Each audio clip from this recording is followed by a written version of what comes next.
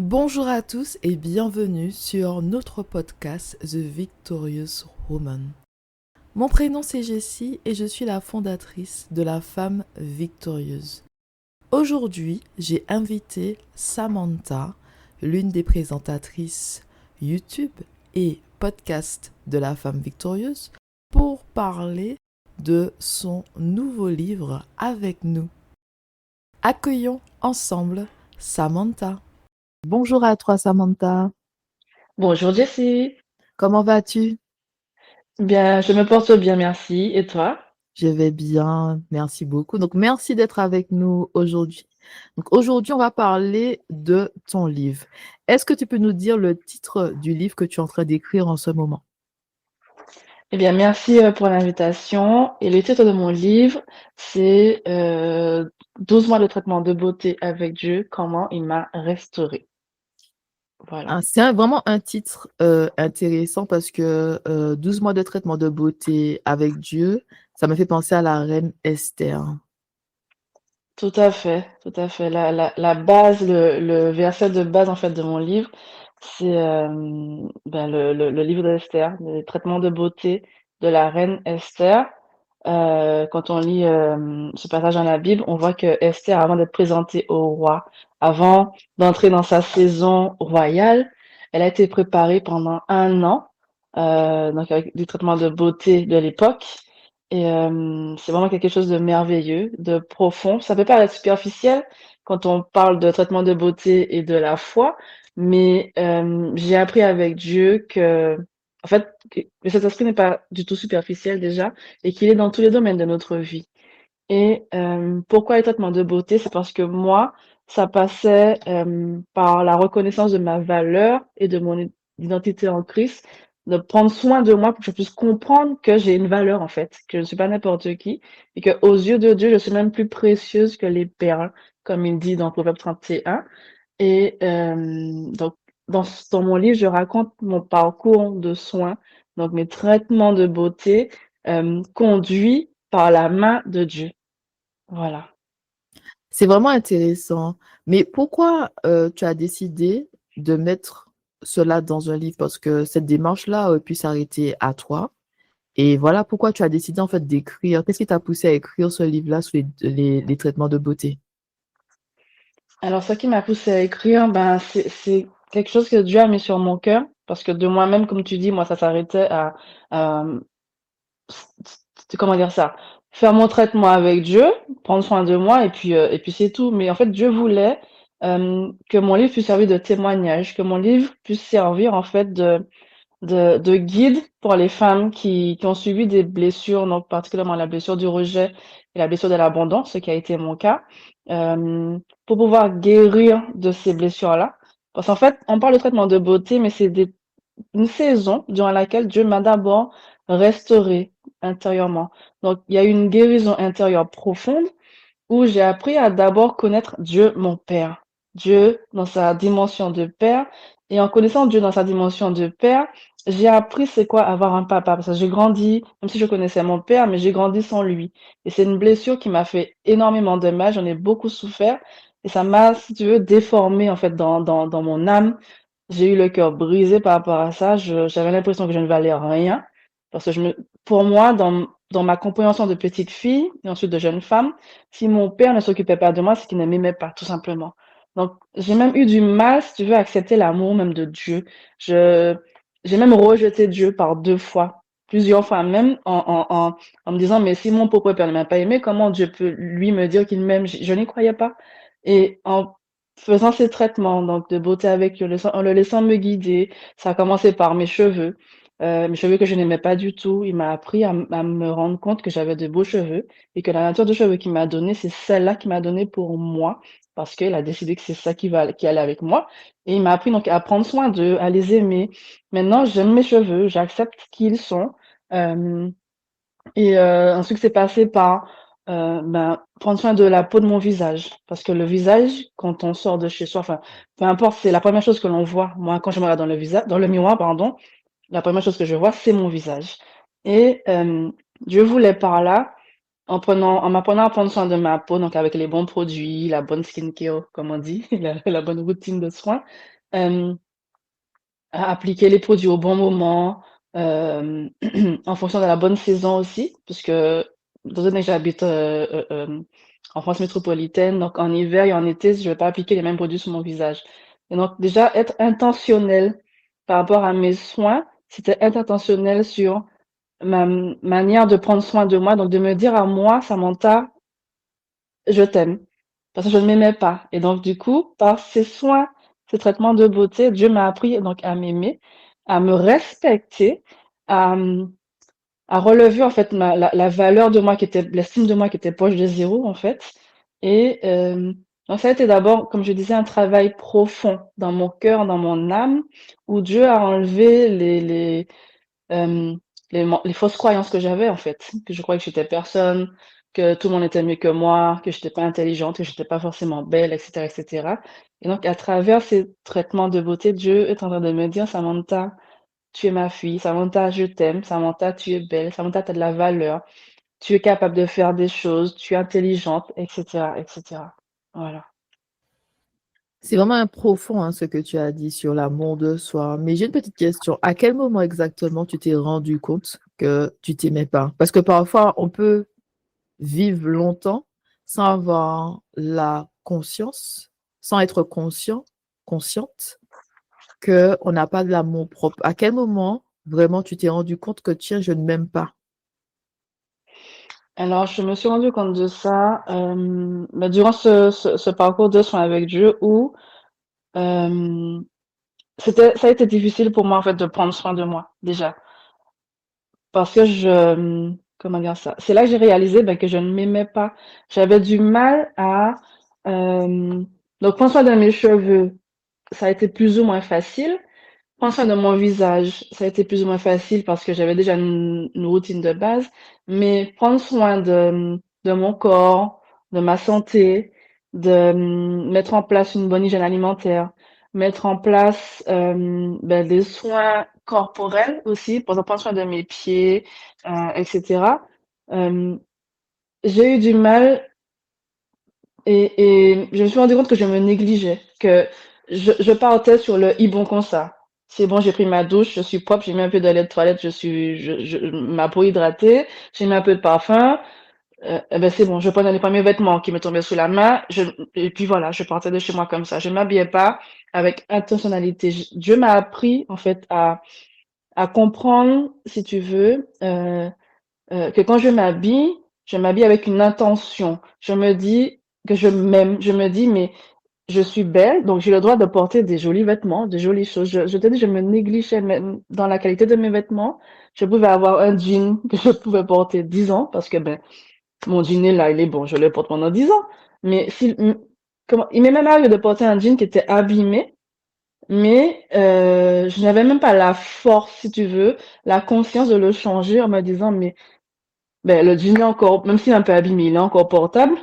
Je sais pas si ce mot existe, mais je le mets parce que, ben, il est là, ben, je le mets. C'est comme si, en fait, je ne m'autorisais pas à m'acheter des belles choses. Je voyais sur les autres femmes qui prenaient le temps de faire régulièrement leur garde-robe, qui prenaient le temps de faire du shopping, qui prenaient le temps d'aller chez la coiffeuse ou bien de faire des soins, et cetera. Même l'idée d'aller au spa, ça, c'est quelque chose que je n'ai jamais fait parce que j'estimais que je ne méritais pas ça.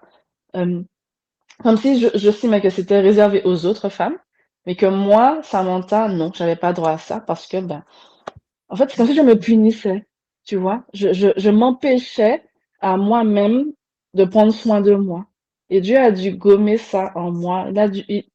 Franchement, il a fait un magnifique travail de restauration intérieure en moi en me disant: «Mais Samantha, mais tu as le droit de prendre soin de toi, tu as le droit, d'aller à l'institut, tu as le droit de bien t'habiller, tu as le droit de mettre des jolis vêtements, c'est pas réservé qu'aux autres» et et c'est là vraiment quand, quand j'ai eu ce moment d'intimité profond avec Dieu en fait, qui m'a dit: «Mais Samantha, mais» il m'a fait réaliser que je ne m'aimais pas, que je ne m'aimais pas, que j'étais méchante envers moi-même. J'étais très dure envers moi-même. J'étais là où je pouvais dire aux autres, par exemple à mes enfants, acheter des belles choses pour eux et cetera. Moi, je ne m'autorisais pas ces choses-là. Il m'a fait prendre conscience que de la même manière que tu peux acheter des choses pour tes enfants, des belles chaussures, des beaux vêtements, mais toi aussi tu as droit. Pour moi, je vais prendre l'exemple des chaussures. Je pouvais acheter une paire de chaussures, par exemple pour mon fils, une belle jolie paire de chaussures, de tennis qu'il aime bien, dans la couleur qu'il aimait bien, à un certain montant. Et moi, ben, j'allais prendre la paire de chaussures bas de gamme, le prix le plus bas, parce que je considérais que je ne méritais pas d'avoir d'investir sur une belle paire de chaussures. Comme si c'était légitime de pouvoir investir pour mon fils, mais moi, non. Et c'est là que Dieu m'a fait prendre conscience, mais Samantha, il faut que tu apprennes à t'aimer. Tu peux pas vouloir aimer les autres. Tu peux pas vouloir dire que tu aimes tes enfants, que tu aimes un tel, mais ça commence par toi, par t'aimer toi. Et donc, c'est là, en fait, que ça a été utile, ben, pour reprendre le titre de mon livre, ces traitements de beauté-là. Ça a été utile pour que je puisse prendre conscience que je mérite de prendre soin de moi, que j'ai le droit de prendre soin de moi et que c'est pas parce que je prends soin de moi que ça fait de moi quelqu'un de superficiel ou d'orgueilleux. Pas du tout. C'est que j'apprends à m'aimer, j'apprends à me dire que je m'aime et par ça, j'apprends à reprendre confiance en moi et à prendre conscience pleinement de ma valeur, en fait, et de qui je suis et de la femme que Dieu veut que je sois.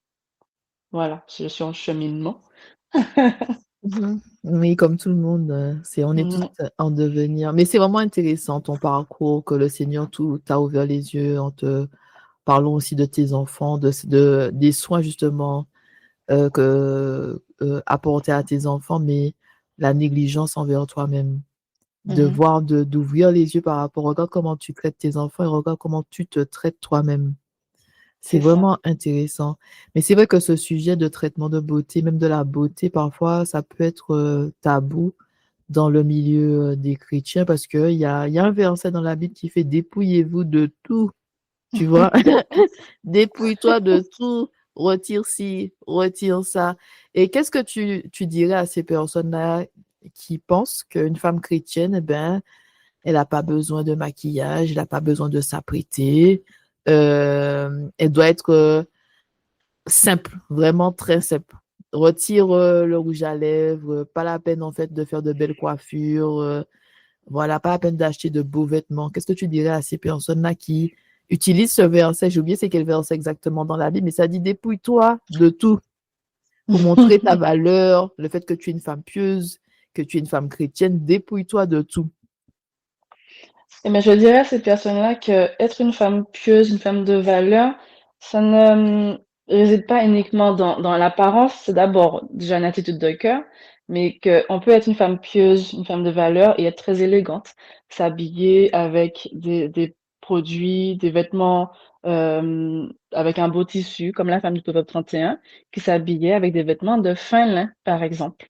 Donc, ça n'enlève en rien la valeur d'une femme, que de lui dire: «Non, ne te maquille pas». Il y a des femmes à qui Dieu va demander, par exemple, de ne plus porter de jupe ou de moins se maquiller. Mais ça, c'est entre cette femme-là et Dieu. C'est par rapport à son appel que Dieu va lui dire: «Arrête de te maquiller». Enfin, ça me fait penser à une collègue qui m'expliquait que Dieu lui avait dit du jour au lendemain de ne plus se maquiller. Mais pourquoi? Parce que le maquillage était comme une idole dans son cœur.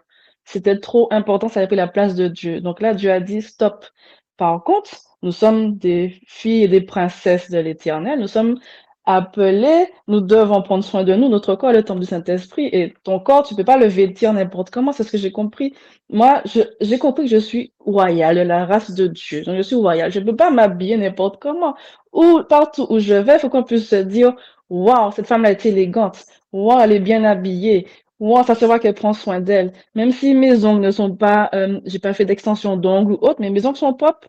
Ils vont être propres, coupés courts, même s'il n'y a pas de vernis. Mais si je me fais je prends le temps d'aller chez l'esthéticienne, je prends le temps de me faire poser des ongles qui vont être beaux, une belle couleur, etc. Je prends soin de moi.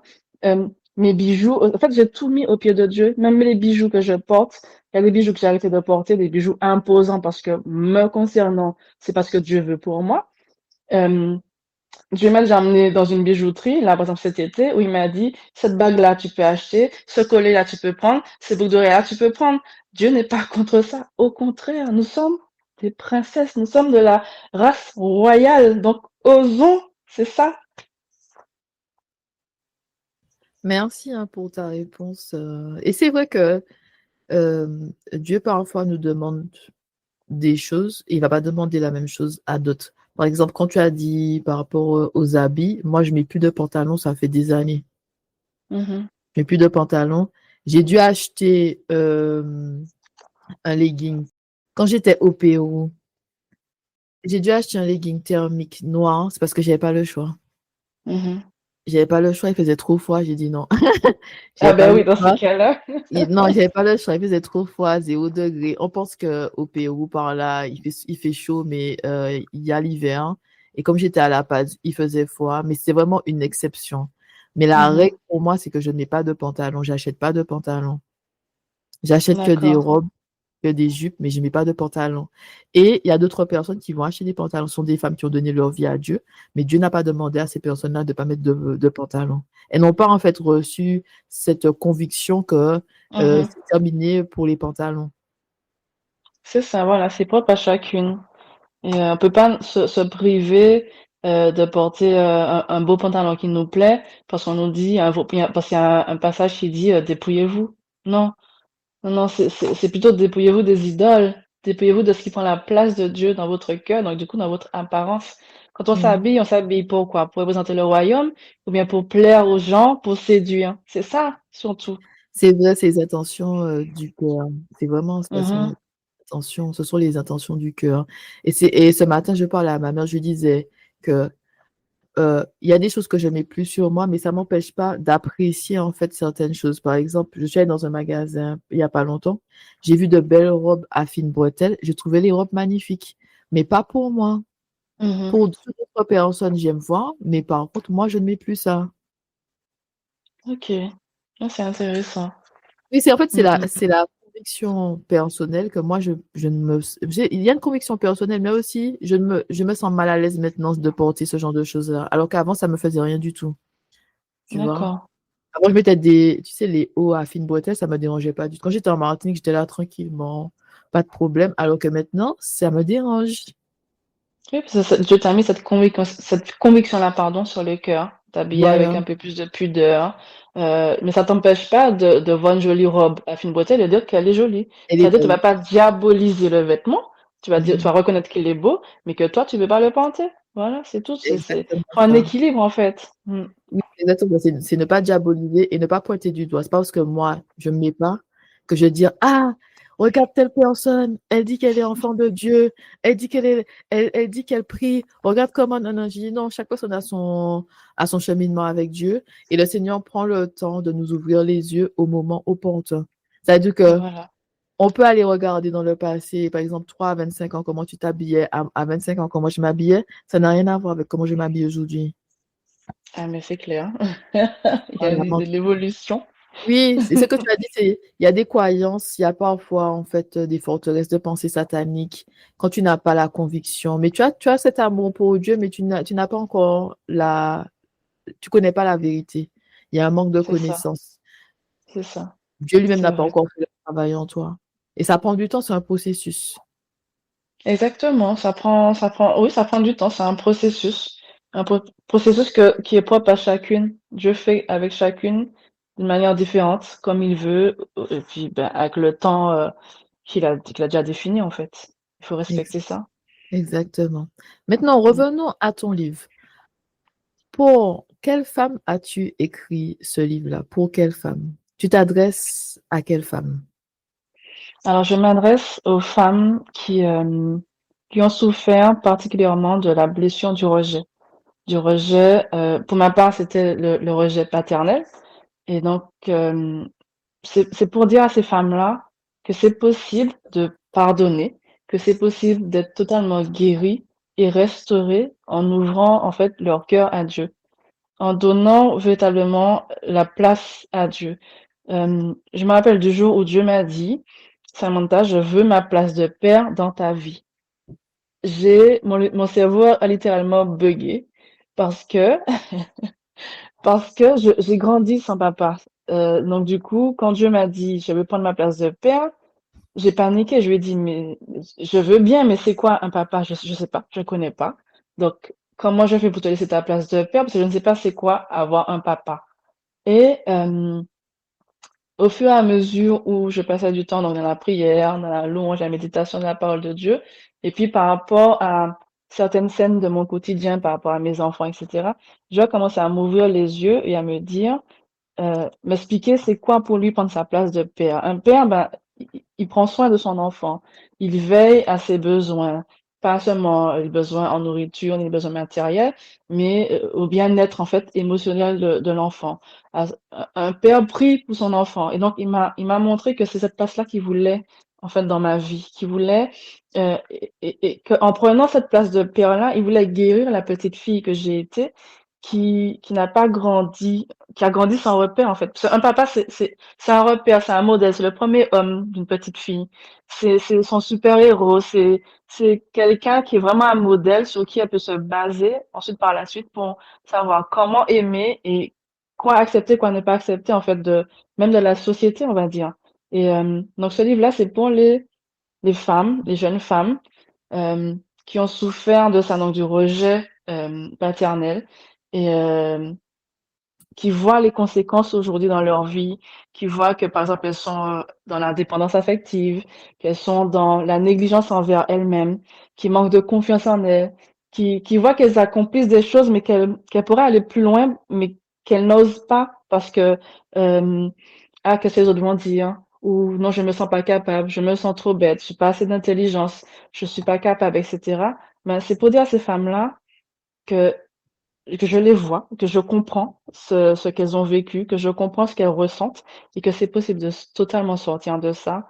C'est possible de devenir la femme que Dieu les appelle à être. C'est possible d'être totalement guérie et restaurée. Et que si Dieu l'a fait pour moi, il peut le faire pour elle aussi. C'est possible. Croyez-le. Il faut le croire parce que quand on le croit, en fait, quand on a foi que c'est possible, on prend la décision de laisser Dieu faire.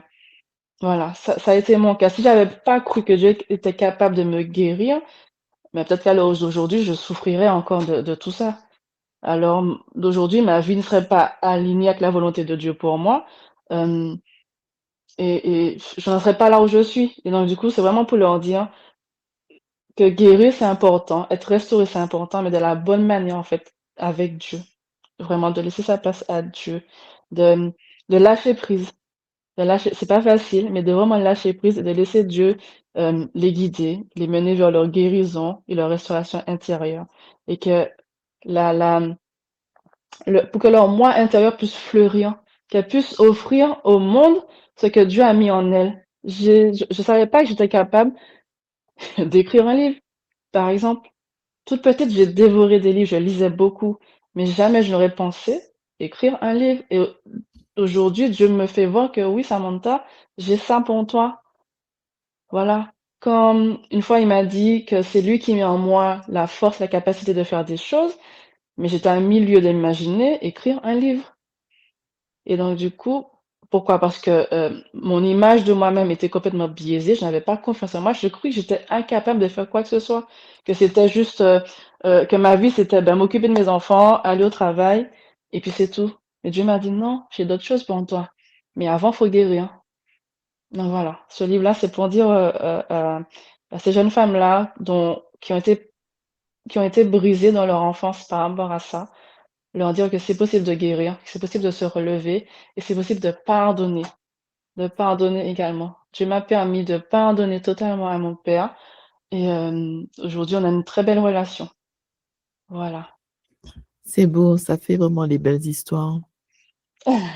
Mais j'aimerais revenir sur la place du père. Je pense qu'il y a beaucoup d'hommes qui ne se rendent pas compte de l'importance de leur rôle dans la vie de leurs enfants et notamment de leurs filles. Parce qu'il y a beaucoup de femmes, même si elles ont grandi avec un père à la maison, elles ont quand même été négligées Mm, émotionnellement par leur père. Et elles ont quand même grandi sans repère, alors qu'il y avait un père qui était là, dans la maison, avec elles. Et ça a un impact très important sur la vie, en fait, d'adulte. c'est ça, c'est Les vrai. interactions avec le sexe opposé, les hommes, la Mm, perception aussi de soi, hein, son image, c'est ça. ça, c'est des blessures profondes.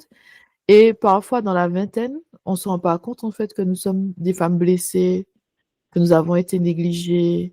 qu'il y a un malaise en nous parce que tu n'arrives pas des fois à mettre des mots sur les mots, prendre du recul et Exactement. savoir pourquoi je me sens comme ça. Tout à fait. Tout à fait. Il y a dans des foyers, le papa est là, mais en fait, il est absent émotionnellement. Il ne prend pas le temps de verser dans le vase émotionnel de sa fille des paroles valorisantes, juste dire: «Je t'aime, tu es belle ma fille, tu es intelligente», ne serait-ce que ça. Je me rappelle que quand j'étais petite, enfin petite, j'étais au collège, hein, souvent je m'endormais en pleurant. En ce temps-là, je parlais déjà à Dieu et je pleurais, je m'endormais en pleurant en disant: «Mais Seigneur, mais qu'est-ce que j'ai fait à mon papa? Pourquoi il ne m'aime pas?» Parce que pour moi, le fait qu'il ne prenne pas ne serait-ce que son téléphone pour prendre de mes nouvelles ou bien, quelque chose qui m'avait profondément blessée, c'était qu'il ne se souvenait pas de mon anniversaire. Il fallait qu'un membre de la famille lui dise: «Eh, au fait, n'oublie pas d'appeler Samy», puis on m'appelait Samy, «N'oublie pas d'appeler Samy tel jour, c'est son anniversaire». Et lui-même, il me disait: «Ah, heureusement qu'un tel m'a dit ça parce que j'allais oublier». Enfin, c'était pas C'est méchant, blessant, mais c'est mais c'est blessant, blessant. c'est Donc moi, je blessant. retenais cette phrase-là. Finalement, j'étais même plus heureuse, contente de son appel. J'avais juste retenu la phrase que heureusement qu'un tel m'a prévenu, sinon je t'aurais pas appelé, en fait. Et donc, moi, je me disais, mais j'ai tellement peu d'importance pour lui que même ne serait-ce qu'au moins mon anniversaire, le gars, il veut pas s'en rappeler. Je m'endormais en pleurant, en disant à Dieu, mais qu'est-ce que je lui ai fait pour qu'il ne m'aime pas? Pour moi, il ne m'aimait pas. Et donc, du coup, effectivement, un père dans un foyer qui est physiquement là, mais qui émotionnellement n'est pas là, ça peut être destructeur pour une jeune femme.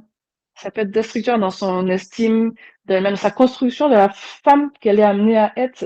Ça peut même bloquer en fait sa destinée, puisqu'elle va se dire qu'elle n'est pas capable, qu'elle ne vaut rien, qu'elle n'est pas aimée. Et du coup, après, dans sa relation avec ben, les hommes, elle peut accepter n'importe quel traitement en se disant, de toute façon, je ne vaux rien. Donc peut-être que je mérite euh, toutes sortes d'abus, parce que de toute façon, mon père lui-même n'est même pas. Donc bon, voilà quoi, tu vois. Mais c'est très dur, hein, parce que surtout dans la société d'aujourd'hui, j'ai l'impression que les pères sont de moins en moins présents émotionnellement. C'est-à-dire que physiquement, ils peuvent être là et faire le nécessaire. C'est-à-dire, tu as un toit sous ta tête, tu manges à ta faim, tu vas chez le médecin quand tu es malade, tu as des vêtements propres. Il est là, il va te dire, fais pas ci, fais pas ça, mais il n'est pas impliqué dans ta vie. Il Mm, ne se soucie pas de toi dans le sens comment tu vas, comment tu as passé ta journée, des choses comme ça, te féliciter, te dire je c'est suis ça. fière de toi, ah j'aime bien voir cette robe sur toi, comme tu as dit, tu es magnifique. Mm, Et au final, comme tu n'entends pas ça de la bouche de ton propre père, tu vas chercher ça en fait dans des hommes à ailleurs, l'extérieur de la maison, oui. Parce que tu c'est ça. grandis au final avec ce besoin d'être aimé sans le savoir. C'est comme C'est si tu es ça. une personne, on va dire, endommagée. J'ai même envie de dire handicapée sans le savoir. Mhm. Ce C'est n'est pas ça. visible. En fait, ce n'est pas visible, ça ne se voit pas. C'est ça, exactement. Tu cherches à tout prix à plaire aux autres et, et, et donc du coup à dépendre même du regard des autres. Tu veux plaire, donc tu vas même changer, adapter ta personnalité, ton caractère, ton comportement en fonction de qui tu es en face de toi. Donc t'oublier toi-même, oublier qui tu es, ta personnalité, tes goûts pour t'adapter à l'autre parce que tu veux plaire et tu veux être aimé. Et ça, c'est destructeur parce que ça fait comme un cercle qui ne finit pas. Tu vois? Oui, C'est tu te perds dans ta propre vie, tu perds ton identité, tu t'éloignes en fait du chemin que le Seigneur a tracé pour toi parce que tu n'es pas toi-même. c'est ça. Exactement. Exactement. Et je rends grâce à Dieu parce qu'il m'a permis, quand je dis qu'aujourd'hui j'ai totalement pardonné à mon père, c'est parce que Dieu m'a permis de me rendre compte que une personne blessée blesse à son tour. Et que mon père, il n'a pas été négligent par méchanceté, mais c'est parce que lui-même a eu des combats, il a eu des blessures, des choses auxquelles il a dû faire face, qui l'ont amené à être négligent envers moi. Mais ça ne voulait pas dire qu'il ne m'aimait pas, sauf que ma perception de la situation, ma perception de son comportement qui était réel, c'est-à-dire il ne prenait à peine de mes nouvelles, enfin, il n'était pas présent, ni physiquement, ni émotionnellement, puisqu'on on ne vivait pas, pardon, sous le même toit. Moi, j'habite en Martinique et lui en métropole. Donc déjà, il y avait la distance physique, mais il y avait également une distance émotionnelle. Parce qu'il y a des pères qui ne vivent pas avec leurs enfants, mais qui s'impliquent quand même émotionnellement. Donc, il n'y avait pas ça du tout de mon côté, ni implication physique, ni implication émotionnelle. Et Dieu m'a permis de me rendre compte que, que c'est pas de sa faute, en vrai. c'est pas pour excuser tous les papas qui sont dans la négligence émotionnelle envers leurs enfants, c'est que Dieu m'a permis de comprendre le cheminement par lequel mon père lui est passé, de comprendre sa vie, pour pouvoir m'amener, moi, à avoir de la compassion pour lui, à lui pardonner et à l'aimer malgré tout, en fait. Voilà, Oui, je pense que c'est dans la démarche d'ouvrir tes yeux pour voir que ton père est un être humain et que lui, mm, il avait ses propres blessures et il a agi par rapport à ses propres blessures. Je pense que c'est c'est vraiment ça. le cheminement, nous ouvrir. Parce que quand on est enfant, on a une vision de il m'aime pas. C'est tellement simple. C'est C'est soit il vrai, m'aime, soit il m'aime pas.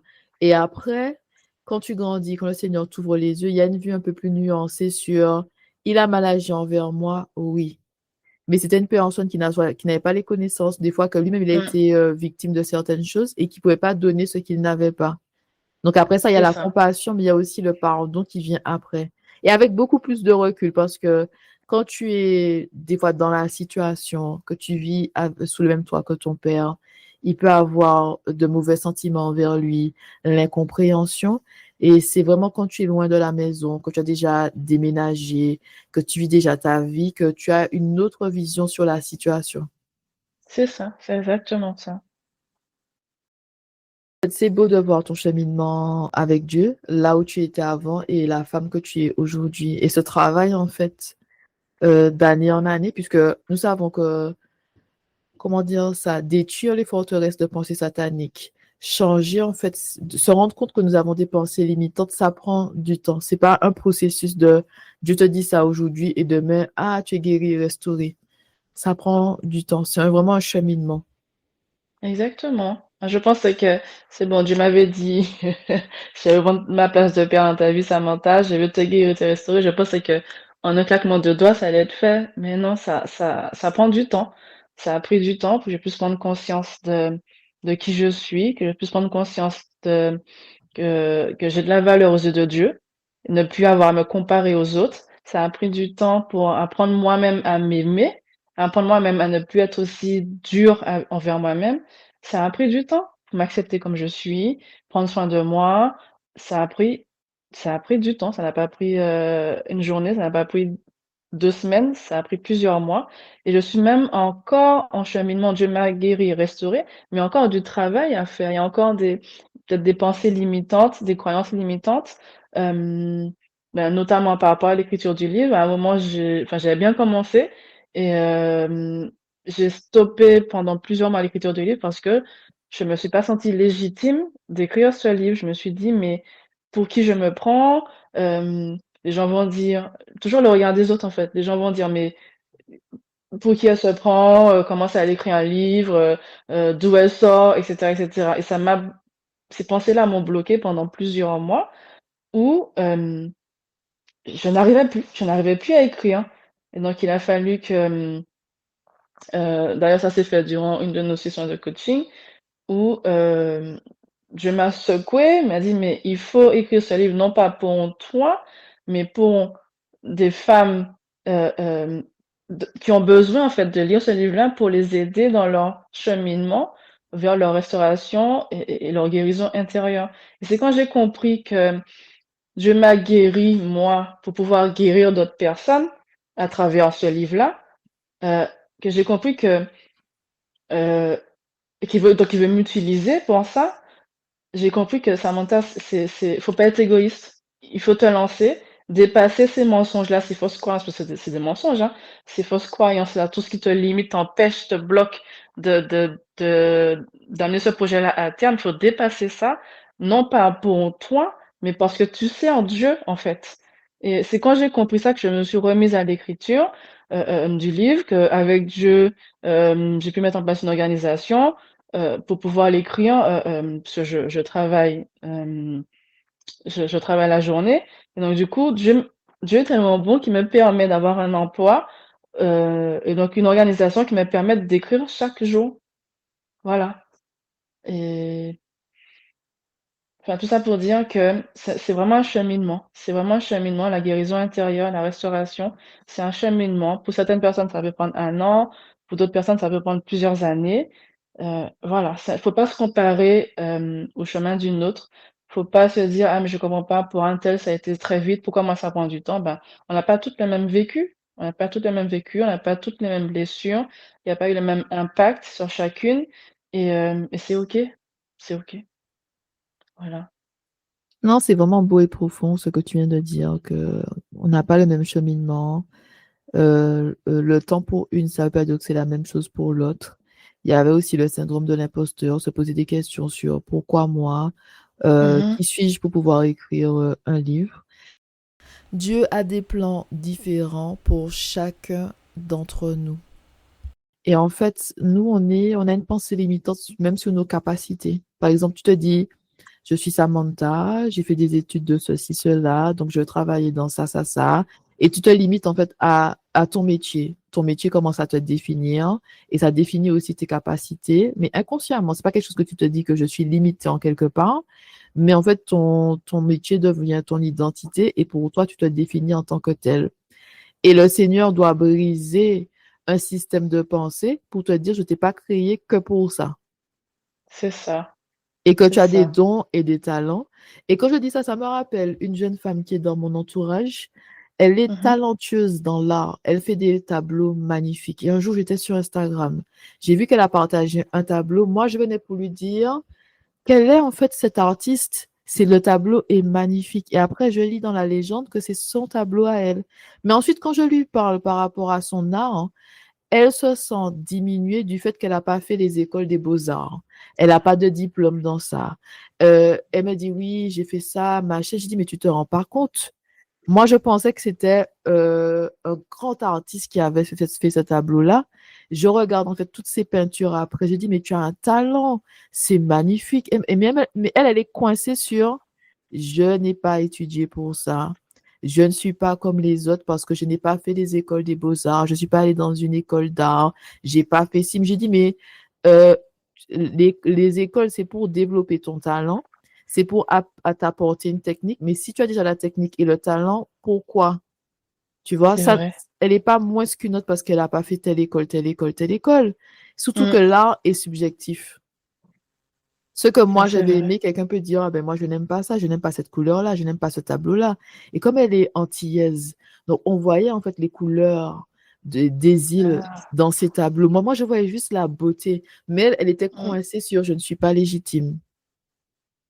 C'est ça, c'est compliqué ça effectivement quand c'est vrai que la société, on a grandi dans une société où on nous dit, qu'il faut avoir des diplômes pour pouvoir prouver notre intelligence, pour pouvoir prouver qu'on est capable, qu'on a telle capacité pour faire telle ou telle chose et c'est vrai qu'on finit par se définir par le métier qu'on exerce. Et c'est là où, la main de Dieu est belle et incroyable parce qu'il nous dit: «Oui, d'accord, tu fais tel métier, mais ça ne c'est pas uniquement ce que tu es, tu n'es pas que ça. Tu peux être autre chose, tu peux faire d'autres choses». Dieu comme tu dis, Dieu a mis des dons et des talents en nous qui qui veut qu'on puisse manifester, qu'on puisse exprimer et souvent, bah, effectivement, par rapport à ce syndrome de l'imposteur-là, on ne se sent pas capable, on ne se sent pas légitime et on se restreint, on se limite nous-mêmes, en fait. Et c'est ça qui est dommage parce qu'au final, on n'exprime pas toute la créativité que Dieu a mis en nous. Parce que Dieu, c'est un Dieu créateur. Et il a dit qu'il nous a créés à son image. Donc, c'est qu'on est capable de faire des choses, hem et c'est à nous d'être curieuses, c'est à nous de d'oser, en fait, être ce que Dieu nous demande de faire et ça, oui, ça, je l'ai appris également. Hem, je l'ai appris, ben, en écrivant ce livre, oser être. Avant, je n'osais pas. Je n'osais pas. Je dis pas que j'ose maintenant encore pleinement, je suis encore en cheminement, mais de plus en plus, j'ose être cette femme que je m'appelle à être et je vais de plus en plus oser. Ça va déranger peut-être certaines personnes, mais ben, ce sera c'est entre eux et eux. Mais je vais pas m'empêcher d'être la femme que je m'appelle à être pour conforter par rapport au confort de d'autres personnes. Non, non, non. De toute façon, on n'est pas amené à plaire à tout le monde. Donc moi, je me dis que tant que ce que je fais plaît à Dieu, tant que ce que je fais est aligné avec ce qu'il a prévu pour moi, ce qu'il me demande de faire, tant que ce que je fais m'apporte de la joie, un certain équilibre dans ma vie, eh ben, voilà, je vais pas me gêner. Avant, je me gênais et non, Dieu, non. Non, non, non, c'est terminé ça. Mmh mh. C'est vraiment beau ce que tu as dit.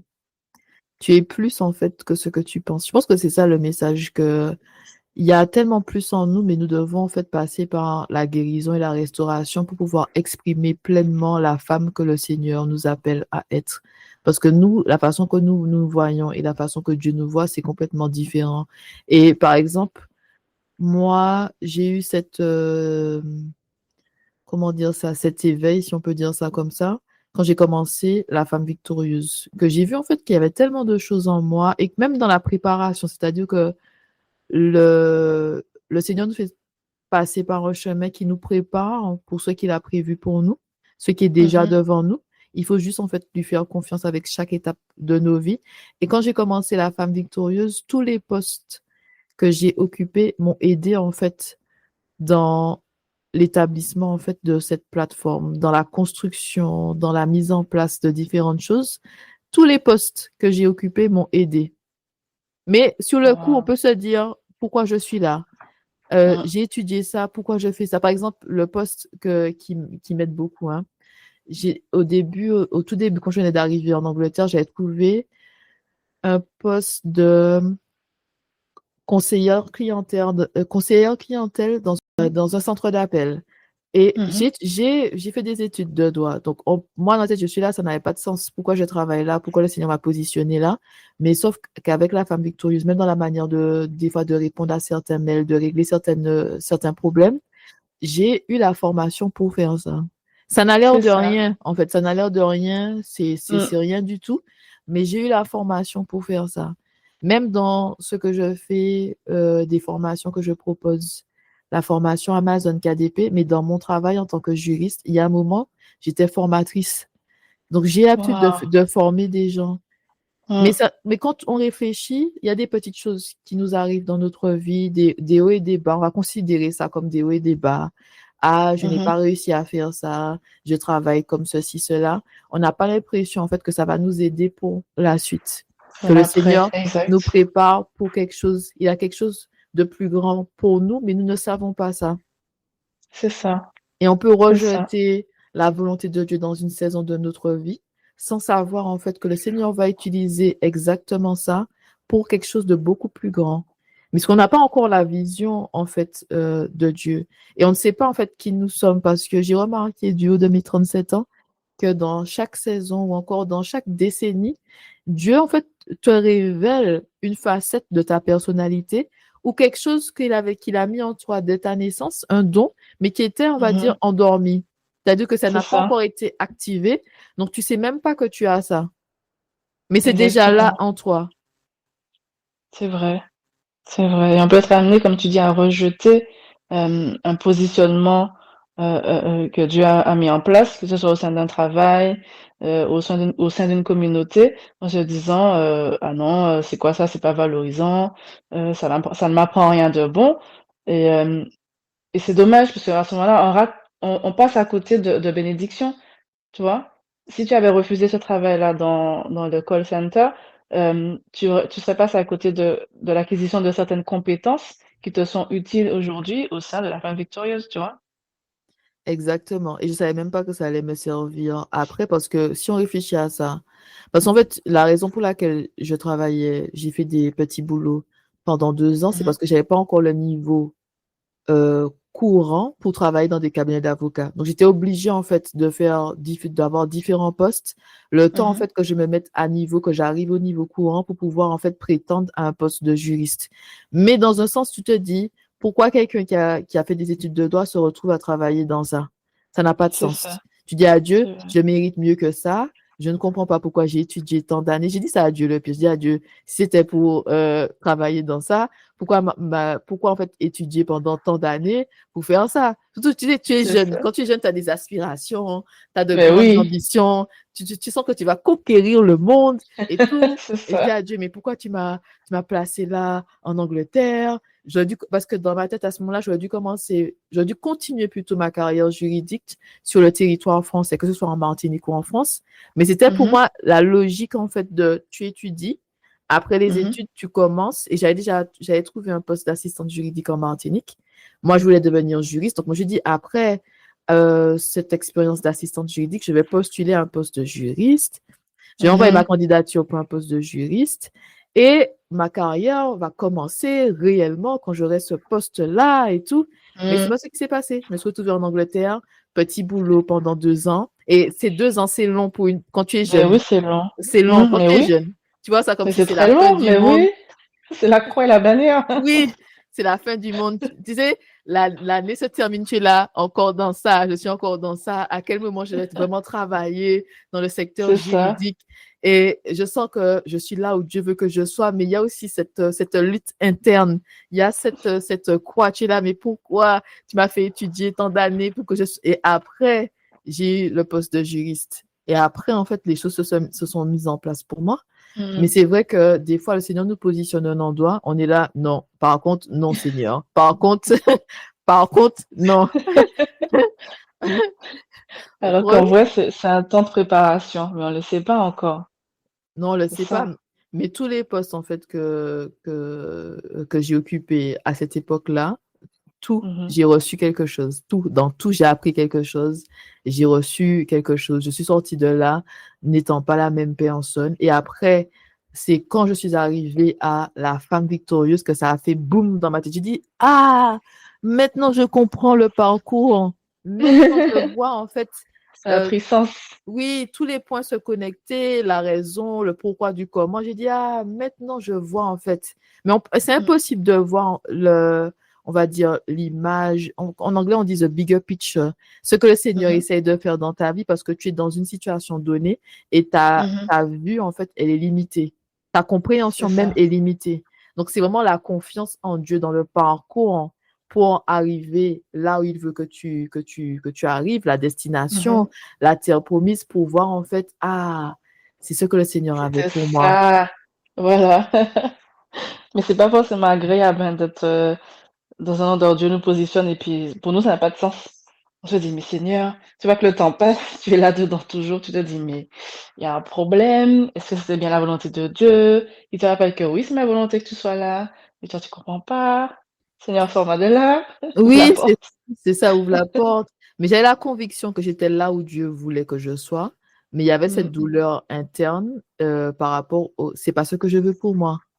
Tu mm, vois, mm, c'est pas ce que j'ai imaginé, c'est pas ce que j'ai envisagé. Je voyais pas les choses comme ça. Et puis tu te dis aussi que Dieu est tout puissant. Il aurait pu très mm. bien me donner une bonne opportunité. C'est écrit dans la Bible, hein, ce qui est impossible aux hommes est possible à Dieu. Donc tu dis à Dieu, c'est écrit dans la Bible C'est que tu ça. fais l'impossible. Donc tu veux pas Tu faire pour primes, moi. Oui, tu tu veux pas. primes même sur ça. Je déclare au cœur. Oui, oui. Et moi, une fois dans une conversation à Dieu, il y a très longtemps, j'ai dit à Dieu, c'est un manque de volonté de ta part, hein. C'est juste, Mon Dieu. c'est juste ça, hein. Il y a un manque de volonté. Tu veux juste pas faire pour moi, mais tu dis à Dieu, ah oui, quand c'est pour machin, machin, machin, ah, on ouvre les grandes portes. Mais quand il s'agit de moi, tu dis que je suis ta fille, mais tu n'ouvres pas les plus grandes portes pour moi. Non, c'est juste que c'est pas le même destin, donc c'est pas la même préparation. Mais ça, on le voit pas sur le coup, c'est après. Oui, et le temps, tu vois, le temps de Dieu n'est pas le temps des hommes. Donc, C'est c'est la ça. confiance en Dieu dans le positionnement. Mmh, c'est ça, c'est Donc, vrai. Samantha, nous arrivons à la fin. Donc, ma Mmh. dernière question, qu'est-ce que tu aimerais dire aux femmes qui nous écoutent? Quel serait ton mot de la fin? Ça peut être sur ton livre ou encore un autre sujet. Qu'est-ce que le Seigneur t'a mis à cœur pour partager avec les femmes qui nous écoutent? Peut-être pour les encourager ou apporter de la clarté sur un point en particulier.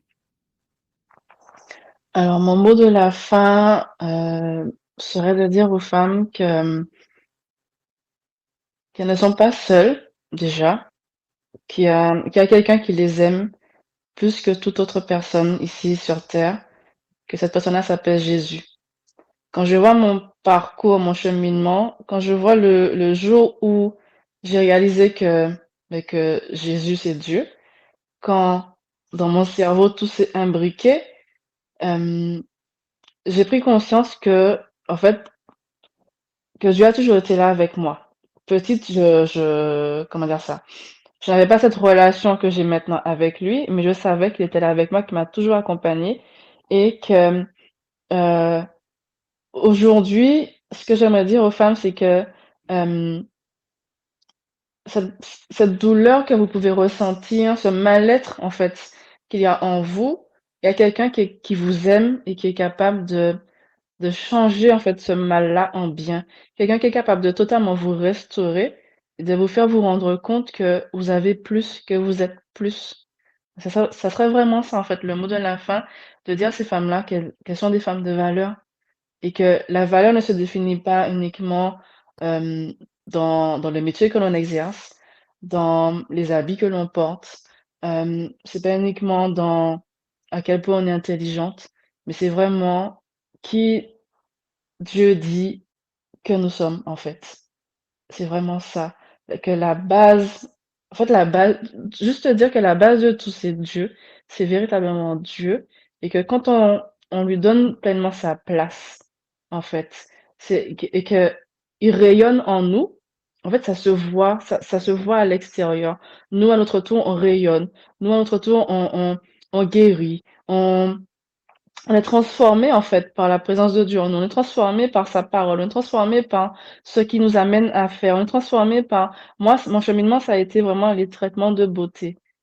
Pour quelqu'un d'autre, ça peut être ça comme ça peut être autre chose, mais c'est vraiment pour dire aux femmes de faire confiance à Dieu en fait, de saisir, d'attraper la main qu'il tend et de le laisser nous guider comme un papa, en fait, prend la main de sa petite fille et puis, ben, il l'emmène à l'école ou peu importe, mais c'est vraiment de saisir la main de Dieu et de lui laisser sa place de père, de le laisser vous guider, de le laisser vous guérir, vous changer, vous transformer et que qui et qu'il a que en fait, qu'il y a que des bonnes choses, en fait, par la suite. Voilà, c'est vraiment ça, qu'elles verront qu'il y a un avant, un après et c'est vraiment ce que je leur souhaite. De de devenir véritablement épanouies, équilibrées et d'être pleinement ces femmes de valeur que Dieu les appelle à être. Voilà. Amen, amen, amen, amen. Merci beaucoup, Samantha, pour ta présence. Merci pour ce temps que tu nous as accordé. Et je te souhaite de passer de bonnes fêtes de fin d'année, puisque c'est déjà la fin de la femme victorieuse. Je vais pas te dire à la semaine prochaine. En tout cas, merci Mmh. beaucoup et j'espère que tes mots vraiment vont impacter profondément les femmes qui nous écoutent aujourd'hui. Bah, je prie pour cela et je te remercie pour ce bon moment. Merci pour cette invitation, Jessie. Je t'en prie. Allez, à bientôt. Bye bye. À bientôt. Bye bye.